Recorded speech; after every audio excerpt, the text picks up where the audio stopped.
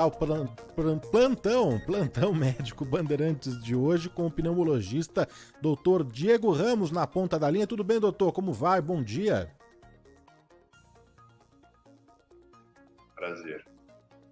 Tá um pouquinho baixo aqui o retorno do doutor Diego Ramos. A gente vai dar uma equalizada aqui. Tudo bem? Você me ouve bem, doutor? Oi, Danilo. Bom dia. Tudo bem. Tô ouvindo. Agora sim. O Rafael Palmeira, nossa central técnica aqui, deu um ganho aqui e agora sim estamos ouvindo perfeitamente.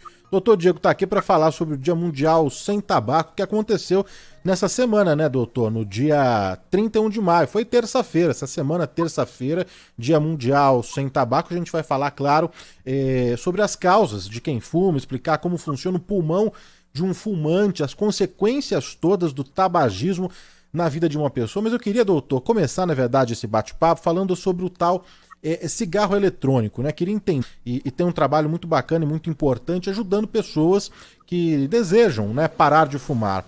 E na nossa última conversa, ainda no ano passado, a doutora Jaqueline falou que caiu o número de brasileiros fumantes, por conta de toda a legislação vigente aí no país, né, que você não pode mais fumar em estabelecimentos fechados, enfim. Mas acontece, doutor, que aquele cigarro eletrônico, o vape, o vaporizador, enfim, ele virou uma febre. E ele nem legal né? Desde 2009 ele é proibido pela Anvisa, né? E teve agora um relatório, doutor e ouvintes, um relatório recente desse ano, de 2022, que apontou, que trouxe que 1 a cada 5 jovens de 18 a 24 anos está usando esse cigarro eletrônico no Brasil. E aí, doutor, eu queria saber o seguinte, né? A diferença do cigarro comum para o cigarro eletrônico, se ele contém ou não o tabaco, quais substâncias que tem nesse cigarro eletrônico e, na opinião do senhor, entender o que representa esses dados e quais as consequências desses dados apontados pelo relatório. Então, Nilo, assim, o cigarro normal, então, ele é da queima, né, do tabaco, ele vai gerar a fumaça que a pessoa vai fumar, vai tragar aquilo. O cigarro eletrônico, ele funciona com aquecimento de uma substância para daí gerar um vapor e fazer o mesmo processo de você fumar, né, ou fumar em si. Ambos contêm substâncias que têm potencial cancerígeno. O cigarro tradicional, nós já sabemos todos os potenciais dele desenvolver tanto os tumores de pulmão quanto outros tumores, doenças cardiovasculares e uma série de outras alterações. O cigarro eletrônico, então, ele tem substâncias que são chamadas de hidrocarbonetos, então, ele é um potencial causador também das mesmas doenças, mas ele ainda é um dispositivo que não tem tanto tempo de uso. Então, a certeza do desenvolvimento dessas doenças, para algumas já são claras da fase aguda, como, por exemplo, aquela pneumonia ao usar o eletrônico, outras ainda são incertas. Então, ele tem um grande potencial de fazer isso. E o Brasil, ele foi referência, ele é uma referência mundial em questão de cessação de tabagismo. Então, desde a década de 90, aprimorando a legislação, hoje você tem proibição nos locais fechados, você tem uma série de recursos para desestimular, inclusive, a população de fazer o tabagismo tradicional. Mas o tabagismo eletrônico, ele não está regulamentado. Então, o que você vê é que, principalmente na parcela jovem da população, é realmente uma grande incidência de tabagismo. Ou seja, a gente está pegando a parcela jovem da população expondo a um risco de doença muito grande no futuro. E é uma questão que a propaganda, o apelo para essa população para consumir é muito grande. Então, hoje você tem, os jovens, a maioria começa já no cigarro eletrônico e não no cigarro tradicional. Ao passo que as pessoas acima dos 30 anos continuam com o tabagismo tradicional, mas cada vez menor, cada vez menos incidente.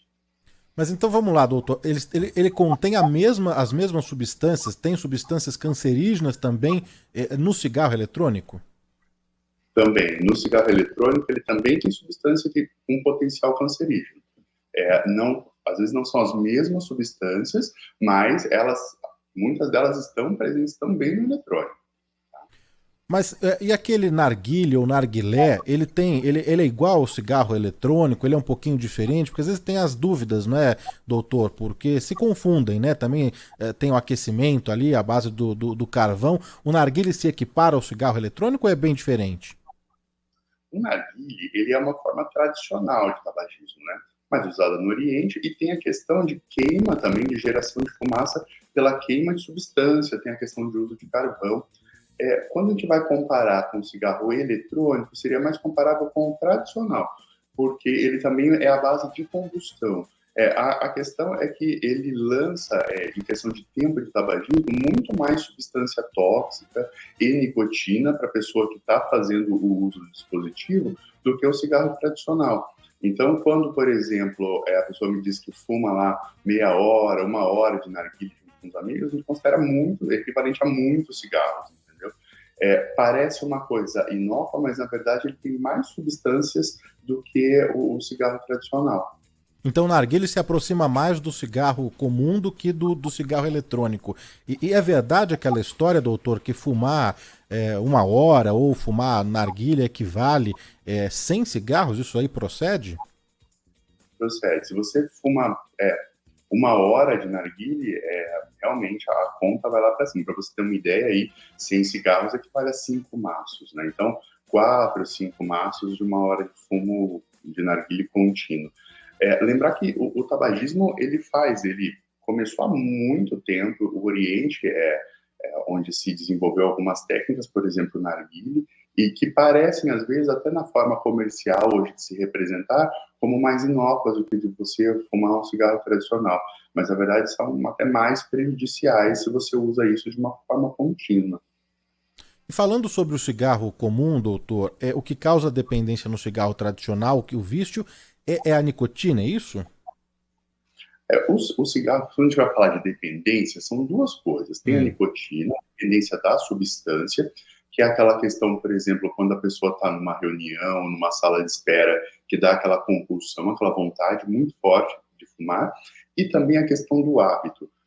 Alguns tabagistas, quando, por exemplo, você está trabalhando no escritório ali e do lado você vê tem 3 cigarros acesos. Então, a pessoa acaba fazendo aquilo como hábito e não tanto pelo desejo de fumar.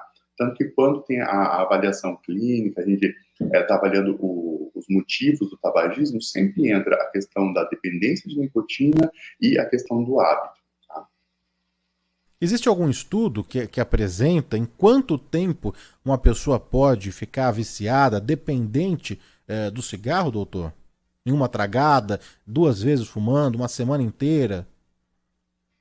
Existe. Se a gente for pensar assim, o nosso sistema nervoso central, nosso cérebro, ele tem receptor para nicotina. Então, à medida que você vai expondo o seu cérebro a receber nicotina, ele vai ficar dependente, ele vai pedir mais daquela substância.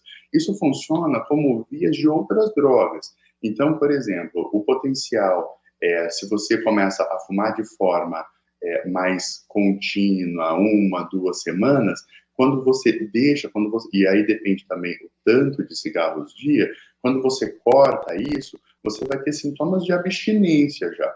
Então, é aquela dependência química, né? O seu corpo vai pedir por nicotina. Então, isso depende do tempo de exposição e da intensidade. Então, se a pessoa está fumando 10, 20 cigarros dia, é uma exposição inicial já alta, e aí a sua dependência vai chegar de forma muito mais precoce. Acho que é importante também a gente explicar aqui para o nosso ouvinte, doutor, como que o cigarro age quimicamente no organismo, né? Porque a nicotina pode chegar ao cérebro em 7 segundos, é verdade? Sim. Quando você fuma, a nicotina está diluída ali e a nossa mucosa oral, ela também consegue absorver de uma forma muito rápida. Tanto é que nós temos, por exemplo, algumas medicações que você pode fazer, que faz sublingual, né? Que a absorção sublingual é até mais rápida. Então, quando você dá uma tragada no cigarro, a nicotina ela vai realmente ser absorvida de forma muito rápida. Tanto é que algumas pessoas falam assim, mas eu não trago, né? Teoricamente, eu não levo essa fumaça para o pulmão. O pulmão também absorve, tem um potencial de absorver as substâncias de uma forma muito rápida. Mas só pelo fato dessa fumaça estar dentro da boca, a tua mucosa oral já é o suficiente para fazer essa absorção. Estamos conversando aqui na Rádio Bandeirantes com o pneumologista, o doutor Diego Ramos, falando sobre o Dia Mundial do tabaco, que foi nessa semana, na terça-feira, dia 31. Estamos também falando sobre a febre que virou esse cigarro eletrônico, o doutor explicando direitinho, né, sobre o que é, do que se trata esse cigarro eletrônico. Tem muitos ouvintes aqui no nosso chat do YouTube, no WhatsApp também, falando que parece um pendrive, né, doutor? Que isso está sendo vendido aos montes na 25 de março. É a mensagem da Cláudia Ramos. O Alexandre Lima escreveu aqui que a fumaça do cigarro eletrônico é muito estranha, que aliás nem parece fumaça, é um vapor, né, doutor? Às vezes tem até uma essência, um cheiro, não tem não? Isso. Então, isso é até um dos fatores da própria propaganda, do fator apelativo do produto. Porque como ele não tem a combustão do tabaco em si, ele não vai gerar aquele odor forte, aquilo que as pessoas, só de sentir o cheiro, reconhecem como cigarro, né? Aí vem essa questão da pessoa que fuma a primeira vez, usa o dispositivo, tem a sensação que não está consumindo cigarro, e aí talvez até uma sensação de segurança, se não sabe dessa questão de substâncias tóxicas nele também. Então, aquelas substâncias, elas passam por um sistema de aquecimento para fazer um vapor, e a partir daquilo que a pessoa vai acabar inalando, tá? Essa que substituiria o sabor de alguns alimentos, como doces, como cupcakes e coisas assim. Então, é realmente um produto bem apelativo, né? E aí ele foge um pouco daquela questão do odor do tabaco. Por isso também que, se você for olhar a legislação hoje, é extremamente proibido fumar em local fechado, mas você vê algumas pessoas usando o cigarro eletrônico em local fechado porque não tem o cheiro, né? Então, acha que, olha, se não tem cheiro, eu posso usar aqui dentro. Exatamente, é isso que eu ia falar agora, doutor. Você sabe que outro dia eu estava num show, num espaço fechado, aqui em São Paulo, e daí o que tinha de garotada usando esse vaporizador, o cigarro eletrônico, não é? E aí precisa haver mesmo uma fiscalização, não é? Porque ele também ali tem essas substâncias todas do cigarro comum, não é? Queria entrar aqui também, doutor, já que a gente está falando aí do Dia Mundial Sem Tabaco, e acho que é importante a gente trazer esse assunto mesmo para o debate. Existe um leque de doenças causados pelo cigarro, né? Quais são os principais, doutor? Olha, quando a gente vai elencar doenças, a gente pode começar pelo sistema respiratório. Então, claro, o clássico tumor de pulmão, as bronquites crônicas, as pessoas que têm, por exemplo, já doenças respiratórias como asma, bronquite, rinossinusites, podem piorar aí com o uso de cigarro, claro. As doenças cardiovasculares, então lembrar que o tabagismo ele está associado com o aumento de infarto do miocárdio, de arritmias, de AVC, tá? Doenças do tipo tumores de outros órgãos, então a gente aumenta a incidência, por exemplo, de tumores de esôfago, de tumores de bexiga. Então tem uma série de doenças aí que vem junto com o cigarro com uma participação direta. Quando você vê, por exemplo, vamos colocar uma pessoa com um tumor de bexiga, um dos principais fatores de risco hoje é o consumo de tabaco. Um paciente jovem que tem, por exemplo, um AVC, uma das primeiras questões é se está fumando ou não. Então, ele é um fator muito importante nessas doenças cardiovasculares e tumorais. Estamos conversando aqui na Rádio Bandeirantes com o doutor Diego Ramos, né? Queria entender o seguinte, doutor, uma pessoa fumante, que faz uso mesmo do cigarro aí de forma constante, é dependente, não é? Ela pode não contrair, não ter nenhuma dessas doenças daí, nenhum tipo de câncer, né, na boca, no pulmão. Ela pode passar uma vida inteira fumando e não ter alguma dessas doenças, doutor? Você sabe, Danilo, que isso eu escuto sempre, né? Assim, aqueles exemplos de, olha, mas a minha avó fumou até os 90 anos e não teve nada. Quando a gente vai ver, por exemplo, um pool de pessoas que estão fumando, existem aquelas que não terão doenças graves. Então, às vezes, tem aquela bronquite com tosse crônica e passa a vida assim e tem um outro fator na velhice. Só que isso, eu sempre explico que é como se fosse uma roleta russa, porque você está se expondo a um risco para talvez não ter nada, o que é o menos comum. Então, o mais comum é desenvolver ou algum tumor ou alguma doença cardiovascular. esses exemplos, então, de pessoas que fumam até a velhice sem doenças, eles são raros. E também, mesmo depois de idoso, vai aumentar, com certeza, a incidência de doença cardiovascular, né? E o fumante passivo, né? Aquele que não fuma, não faz uso do cigarro, mas convive ou tá ali, né, na presença aí de pessoas que fumam, não é? Ele corre os mesmos riscos de um fumante ativo, doutor? Olha, o fumante passivo era mais comum isso há alguns anos atrás, principalmente casais que um fumava no mesmo quarto, dentro de casa, e realmente, assim, a depender do nível de exposição e até do quanto o outro fumava, a pessoa fica, sim, exposta a ter as mesmas doenças aí. Hoje, até com essa questão de redução de tabagismo, as famílias têm se ajustado no sentido de não fumar dentro de casa ou dentro do quarto, banheiro, conseguir aí evitar a exposição. Mas lembrar que o outro ele também está exposto, porque ele vai acabar inalando aquela fumaça, né? Doutor, o que tem de pergunta aqui, de mensagem, de dúvida, né? A gente já vai atender aqui o ouvinte da Rádio Bandeirantes que está participando aqui do programa de hoje, né? Dessa pauta do Plantão Médico Bandeirantes de hoje, falando sobre o tabagismo, o tabaco e o Dia, né, Mundial Sem Tabaco. Já vamos colocar a primeira aqui. Bom dia, Danilo. E o charuto? Evandro de Jandira. Acho que o que o ouvinte quer saber, doutor, é se tem as mesmas, né, consequências daí do cigarro tradicional, do comum. O charuto, ele também vai ter as consequências do cigarro tradicional. Então, lembrar que ele é uma combustão do tabaco. A questão que até muitas pessoas alegam é que o consumo dele não chega a ser diário, não chega a ser frequente. Mas é uma forma, inclusive, quando a gente vai entrar naquela questão de exposição à nicotina, de você expor teu cérebro a receber nicotina, entra nisso. Então, a depender do grau de exposição, teu corpo vai pedir que aquilo seja mais frequente, ou até que se associe um cigarro comum, né? Então, os cuidados são os mesmos. Lembrar que quando a gente fala assim de a possibilidade de uma doença relacionada ao cigarro, seja ela qual for, tem a questão do indivíduo de desenvolver aquilo. Então, vamos supor que a pessoa 1 e 2 fumem, o 1 pode ter uma doença em 5 anos, o outro em 50 anos. Isso não é muito previsível, né? Então, a gente tem que tomar cuidado com todas as formas de tabagismo. O Rogério Vergel participa aqui do nosso chat do YouTube, doutor, e pergunta o seguinte: se depois de 45 anos fumando, faz diferença parar? Ou seja, existe a reversão numa situação como essa? Olha, mesmo depois de algumas décadas, é importante parar e é possível parar. Acho que sempre é importante colocar que é possível.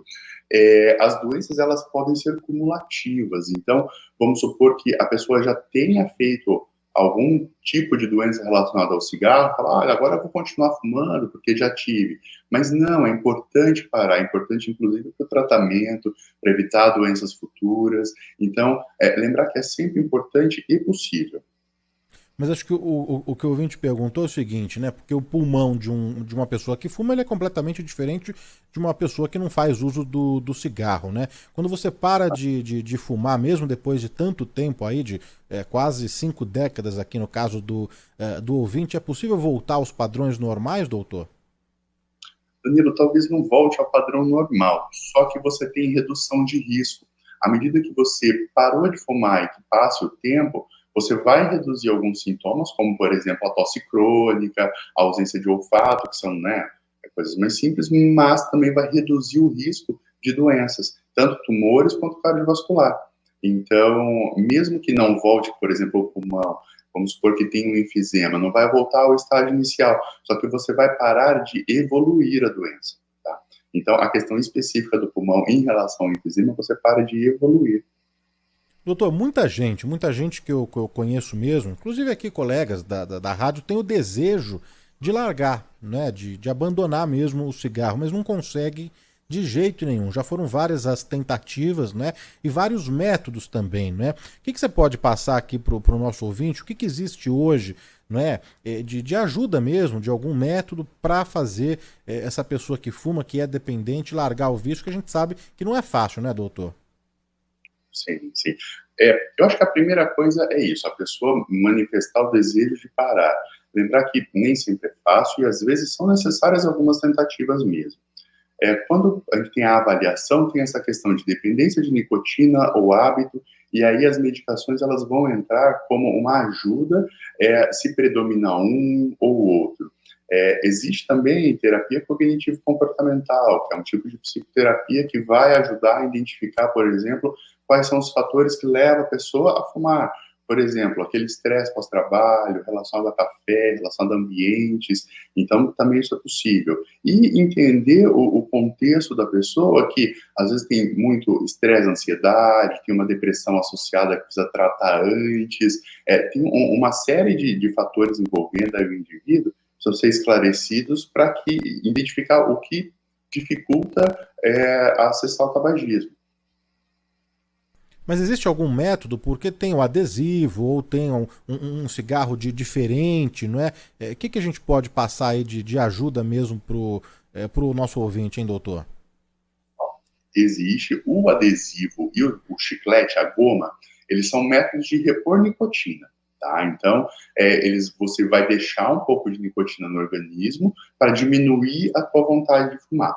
Lembrar sempre que, se você cola um adesivo, isso vai te ajudar a ter menos vontade, mas não vai substituir totalmente a tua vontade. A gente precisa também controlar um pouco isso. Então, esse é o método de reposição de nicotina.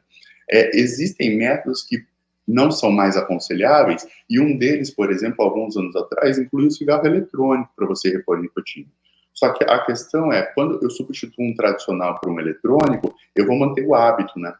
E aí expor a pessoa também a outras substâncias cancerígenas. Então, não é interessante. Outras medicações, só que daí são mais controladas, elas atuam nessa via de compulsão. Então, a compulsão por você pegar um cigarro sem necessariamente estar dependente de nicotina. O mais tradicional são os adesivos e as gomas, né, para ajudar aí a repor um pouco de nicotina e diminuir a vontade de fumar. São muitas as perguntas, as dúvidas aqui do nosso ouvinte para o doutor Diego Ramos, que é pneumologista, a gente falando no programa de hoje sobre o tabagismo, o tabaco e esse gancho do Dia Mundial Sem Tabaco, que aconteceu nessa terça-feira, dia 31.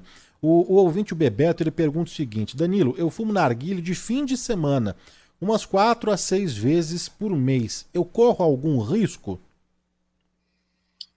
Então, aí entra aquela questão, fumar no final de semana, quanto tempo, né? Qual é essa exposição? Toda vez que você se expõe ao tabaco, você tem o risco de ficar dependente dele ou de procurar outras formas de tabagismo e aumenta, assim, o risco de doenças. Vamos supor que o ouvinte ele não tem uma doença crônica, mas tem uma asma leve. E aí, agora, com essa mudança de tempo, vai lá, usa narguilé. Pode entrar em crise na sequência. Ou então, se faz uma infecção respiratória leve, pode ser mais intensa, porque tem um fator que está inflamando o pulmão com a narguilé. Então, ele sempre pode ter um potencial de trazer algum problema realmente de saúde. Tem uma pergunta chegando aqui por áudio, doutor. Bom dia, doutor. Bom dia, pessoal do Bom e do Melhor. Meu nome é André Anselmo da Silva. Eu parei de fumar há uns 4 anos e até então eu só venho ganhando peso. O doutor sabe me explicar o porquê? Então, assim, esse relato também é comum de você, depois que para de fumar, ganha peso. Algumas pessoas, elas descontam, por exemplo, principalmente a questão de ansiedade com o cigarro, no sentido de quando você fuma tem uma sensação de alívio. Ou então tinha muita compulsão pelo cigarro. O que acontece com frequência é você trocar, por exemplo, a compulsão por cigarro para ingesta de doces, para ingesta de alguns alimentos calóricos, e isso faz ganhar peso. Uma coisa comum é assim, não sei se vocês já ouviram, mas olha, toda vez que eu tinha vontade de fumar, eu chupo uma balinha. Só que se você fuma, por exemplo, um maço por dia, você vai ingerir pelo menos 20 balas por dia. Então, isso realmente é bem calórico, isso também ajuda a ganhar peso. Toda vez que a gente está trabalhando essa questão de tabagismo, de cessar tabagismo, uma das coisas importante a gente também investir em exercício, de repente começar já. E é importante, isso está mudando o hábito de vida, cessando o tabagismo, então a gente procurar também algum exercício e não fazer essa transferência de compulsão, né? A gente chama de compulsão, parece meio estranho, mas é aquele hábito realmente de sempre estar ali com alguma coisa na boca, ou tira o cigarro, ou às vezes vem uma balinha, vem alguma coisa que traz calorias aí em excesso. Ah, tem muitos ouvintes aqui falando do café também, né, doutor, que acaba trocando, substituindo, ou mesmo associando, né? Sai ali para fumar e acaba tomando um cafezinho junto, né? Sim, exato, é muito comum estar associado ao café. O que a gente pede é assim, imagina que a pessoa também usa muita cafeína ao longo do dia junto com o cigarro. A gente trabalha tentando dissociar o café do cigarro, né? Não tirando as duas coisas ao mesmo tempo. Mas aí, às vezes, até mudando de ambiente. Imagina assim, você está ali no escritório e você desce, pega um café e um cigarro. Então, mudar o local, por exemplo, onde você vai tomar o café e tirar o cigarro desse meio, né? Claro que cafeína também em excesso é prejudicial, mas toda vez que a gente trabalha tentando dissociar, o sucesso é melhor, o índice de sucesso é melhor. Ouvinte participando, segue participando aqui do Bom e do Melhor da Rádio Bandeirantes, abrindo hoje o programa com o Dr. Diego Ramos, que é pneumologista. O Olinto Voltarelli diz o seguinte: acabo de concluir um curso, né, capacitação de agentes multiplicadores na prevenção e repreensão ao narcotráfico, no DENARC, né, da Polícia Civil de São Paulo. E dos temas abordados nesse curso foi a problemática do uso de cigarros eletrônicos, inclusive em muitos deles contendo a substância THC. Importante destacar essa questão. O que seria essa substância, doutor? O THC é a substância ativa do cannabis, da maconha, né? E existe realmente o cigarro eletrônico que traz aí a substância ativa da cannabis. O apelo comercial é sem aquele odor característico, mas realmente de uma forma muito mais concentrada, né? Então, e essa forma, ela está também associada àquela infiltração, aquela pneumonia que existe de forma mais aguda com o cigarro eletrônico, que geralmente é uma substância de um caráter mais oleoso, né, uma forma de óleo aí. E óleo aquecido, ela sempre tem um potencial de fazer um tipo específico de pneumonia. O Osmar de São Bernardo do Campo, ele quer saber o seguinte, doutor: a nicotina fica impregnada no pulmão. E no caso do cigarro eletrônico, fica alguma coisa impregnada no pulmão? No caso do cigarro eletrônico, não está claro ainda a relação dele, do potencial, não de talvez ficar impregnado de nicotina, mas de fazer, por exemplo, um enfisema, tá? A nicotina, lembrar que ela vai ficar no organismo como um todo, e onde ela mais afeta é o cérebro, é o sistema nervoso, né? No eletrônico, ele vai fazer a mesma via de absorção e vai para o sistema nervoso. Pulmonar também, ele vai receber aí as mesmas quantidades e também vai ter essa substância da mesma forma que o tradicional. Doutor, políticas públicas, né, aplicadas aí com rigor mesmo, reverteram, não é, o aumento de pessoas que fumam, e esses dados estão aí em vários relatórios, né? Em lugares fechados, por exemplo, shopping, restaurante, enfim, qualquer ambiente, hoje você já não pode fumar, o que você vai limitando também a vida, né? Vai dificultando a vida de quem faz uso do cigarro, né? Essa febre aí do cigarro eletrônico, né? Na sua opinião, o que existe, o que precisa existir, né, para coibir o uso mesmo? Porque a Cláudia Ramos trouxe aqui no nosso chat, em reportagens mesmo aqui no Grupo Bandeirantes, a gente vê que na 25 de março, no centro, em qualquer lugar, você encontra aí para vender, e eu lembro aqui que é proibido desde 2009 pela Anvisa, né? Então o que você acha que precisa ser, já que a lei lá do cigarro fez efeito mesmo, o que precisa fazer agora para que o cigarro eletrônico não comece a ganhar esse terreno, hein? Eu acho que quando começaram os dispositivos eletrônicos, talvez a proibição fosse uma forma de inibir a entrada no país, inibir a venda. Mas hoje está claro que a venda é ampla, né? Você vê nas ruas, vê as pessoas consumindo o eletrônico na cidade. Eu acho que agora está na hora de atualizar a legislação do tabagismo tradicional, talvez incluir o eletrônico, deixar mais claro para a população que o eletrônico e o tradicional são a mesma coisa, e onde é proibido um, é proibido o outro. Tem essa questão, por exemplo, do odor, né? do eletrônico, que é diferente, às vezes nem cheiro tem em relação ao tradicional, mas isso não significa que ele pode ser consumido em local fechado. Uma das coisas das leis, antitabagismo, não é a questão do odor, é a questão do risco da pessoa, né? Lembrar que o objetivo da lei é realmente inibir que as pessoas consumam o cigarro, e não que disseminem, por exemplo, o cheiro de cigarro dentro do ambiente, né? Então, acho que a legislação precisa ser equiparada, já que o cigarro eletrônico ele já está aí amplamente difundido, né? Doutor, a nossa produtora coordenadora aqui no estúdio, a Aline Cordara, tem uma pergunta para o senhor. Pois não, Aline, bom dia. Bom dia, doutor. Bom dia, Danilo. A minha pergunta é o seguinte: o meu vô fumou cigarro assim a vida inteira. E eu percebi que, ao longo do tempo, a voz dele foi mudando. Mesmo que eu já conhecesse ele assim, de idade, a voz dele continuou mudando. E eu percebo isso em muitos fumantes. Por que isso acontece? Então, quando você fuma, a fumaça ela vai passar pela laringe, que é essa região aqui na base do pescoço, e a laringe é a entrada do sistema respiratório e é onde se localizam as pregas vocais, onde vai formar a nossa voz. Com fumaça passando ali de forma frequente, isso é um fator que promove inflamação. Então, as cordas vocais elas ficam de forma mais inchadas, mais edemaciadas, e isso de forma crônica. Por isso que o tom da voz vai mudando aí ao longo do tempo. Mais perguntas, mais dúvidas aqui para o doutor Diego Ramos. Bom dia, Walter de Jabaquara. Gostaria de saber do doutor se a fumaça do fogão a lenha é tão prejudicial quanto a do tabaco? Obrigado. Sim, assim, toda a fumaça que ela resulta de uma queima de um produto orgânico, por exemplo, a madeira, né? Então, ela vai ser prejudicial para o sistema respiratório. A questão é a frequência de exposição. Por exemplo, antigamente era comum você usar o fogão a lenha no dia a dia. Quando a gente tem o uso contínuo desse produto, você precisa deixar a saída de fumaça acima do telhado, tem até uma legislação para isso, mas deixar acima do telhado, deixar um local para realmente sair essa fumaça que não fique dentro de casa, né?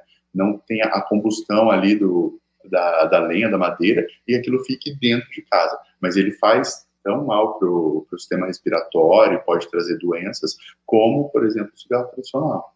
Mais uma aqui para o doutor Diego. Bom dia, aqui é Luiz Fernando de Santos. Eu sou um ex-fumante, eu gostaria de saber em quanto tempo que o nosso pulmão fica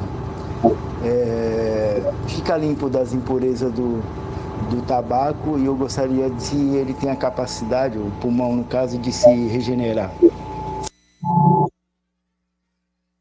Então, quando você deixa de fumar, tem algumas coisas que o cigarro pode fazer com o pulmão, né? Então, a questão de bronquite crônica, tudo isso tende a reduzir ao longo de 1, 2 anos, já você tem a redução disso. Se tem, por exemplo, um enfisema, o enfisema ele é uma lesão fixa, então ele vai parar de evoluir, mas ele acaba não se regenerando.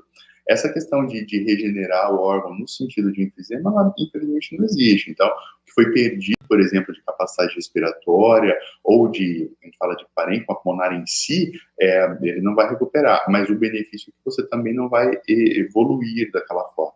Né? Tem também participação aqui do nosso ouvinte, comentário aqui do nosso ouvinte, vamos ouvir. Da Band, Luiz aqui de São Paulo. Não existe uma maneira da gente ver uma prevenção desse narguilé, fazer uma campanha, porque o governo não investe em campanhas orientando o perigo disso. Tem um amigo meu que faz manutenção de geladeira, e ele falou que quando ele tem que fazer manutenção nas geladeiras, lá nos fios dessas tabacarias, ele falou que tem uma crosta tão grande naquele, onde seria como se fosse o radiadorzinho lá da geladeira, que até para tirar com solvente é difícil. Imagina o que isso não faz no pulmão, essa pessoal que usa isso, gente. Doutor, aproveitar o gancho aí da pergunta do comentário do nosso ouvinte, né, com relação à disponibilidade mesmo, o acesso que a gente tem para fazer a compra desses produtos, do narguile, do cigarro eletrônico, né, num ranking, comparando com outros países aí. O Brasil tá bem ranqueado em políticas públicas, em número de fumantes. Como que a gente está na comparação aí com outros países, hein? Olha, a legislação, ela predispôs a gente a reduzir o número de tabagismo tradicional, né? Então, nos últimos anos, teve redução de tabagismo tradicional. Agora, com a entrada do eletrônico, a coisa mudou um pouco. Em relação a outros países, nós temos leis que inibem tabagismo, mas inibem da forma de consumo. Então, dificultando, por exemplo, que você consuma em local fechado, em local público, tendo um controle dessa forma. O que eu percebo é que o controle de venda, ele não é tão forte, ele não tem, por exemplo, e as outras formas, né, de tabagismo. Tirando realmente aquele cigarro tradicional, embalado e vendido no comércio tradicional, os outros ficam um pouco soltos, às vezes falta até informação mesmo para a população, que o narguilé pode fazer tão mal quanto um cigarro tradicional. Mas os outros países são um pouco mais liberais, em geral, no sentido de consumo. Aqui as nossas leis são voltadas realmente para inibir um pouco o consumo, mas a venda não tanto. Estamos conversando com o doutor Diego Ramos, pneumologista. Eu preciso aproveitar a sua presença aqui no programa, e ainda falando da sua área, não é, doutor, para falar sobre o aumento do número de casos de Covid, algumas cidades voltando com a obrigatoriedade do uso de máscaras, né? A gente está observando esse aumento por qual motivo? É a mudança do tempo, as baixas temperaturas? Qual que é a causa, hein, doutor? Olha, nós temos, ao meu ver, assim, tem um fator climático, então é tradicional, né? No inverno, a redução de temperatura, as pessoas tendem a ficar mais em locais fechados, e aí aumenta a incidência tanto de Covid agora, quanto de outras doenças respiratórias, o que é comum, tipo influenza, resfriados e outros. E tem a questão também que nós passamos aí os últimos 2 anos com as restrições, com a questão de aglomeração, com a inibição, por exemplo, de eventos, de encontros que agora estão mais comuns. Então, você tem também a maior interação da população pós-alteração das medidas de restrição. E isso tudo vai predispor a circular o Covid novamente. Hoje nós já temos, claro, a vacina, né? Alguns até com a 4ª dose. E apesar do aumento do número de casos de Covid, a mortalidade acompanha também o aumento? Houve uma queda? Como que a gente está aí nos óbitos relacionados à Covid nesse momento, doutor? Então, o que a gente vê é que mesmo com o aumento do número de casos, se a pessoa está corretamente vacinada, esses casos tendem a ser de forma mais leve, com menor taxa de internação e, claro, menor mortalidade. Então, muito menor do que a gente viu, por exemplo, a primeira ou segunda onda. O fato ainda existem as populações de risco, né? Então, os idosos, as pessoas com imunodeficiência, com tumores. Então, é sempre importante a gente evitar a disseminação. Mas as pessoas corretamente vacinadas tendem a fazer um quadro mais leve, um quadro mais brando. Mas tem como um leigo diferenciar uma gripe, um resfriado da Covid? Porque antes, qualquer nariz escorrendo, uma coriza, uma tosse, uma dor de garganta, a gente falava que era uma gripe, um resfriado, né? E muitas vezes nem faltava do trabalho, da escola, de algum compromisso. Mas aí a gente passou a entender e conviver com a Covid e ver os desdobramentos também do coronavírus, que tem sintomas muito parecidos, né? Tem como diferenciar ou somente com aquele teste da Covid, hein, doutor?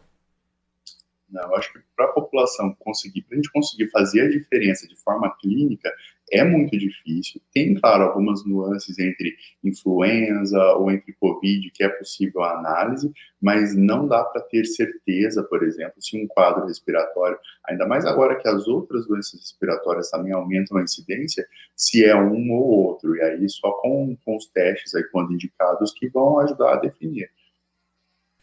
Conversamos aqui na Rádio Bandeirantes com o pneumologista doutor Diego Ramos. O ouvinte pode acompanhar as dicas do doutor, as lives, o bate-papo pelo Instagram, que é dr de doutor, dr diegoramos.pneumo. Doutor Diego Ramos.pneumo, por lá também tem algumas lives, sempre interagindo aí, respondendo dúvidas, perguntas. Obrigado, viu, doutor, pela sua participação e pelos esclarecimentos. Obrigado, Danilo. Obrigado, foi um prazer. Lembrando que essa entrevista fica disponível no YouTube da Rádio Bandeirantes, também em podcast, no seu agregador de podcast favorito. É só acessar, acompanhar o do bom e do melhor. E lá tem a entrevista na íntegra com o pneumologista Dr. Diego Ramos, hoje falando sobre o Dia Mundial Sem Tabaco e as causas, as consequências aí do tabagismo, né?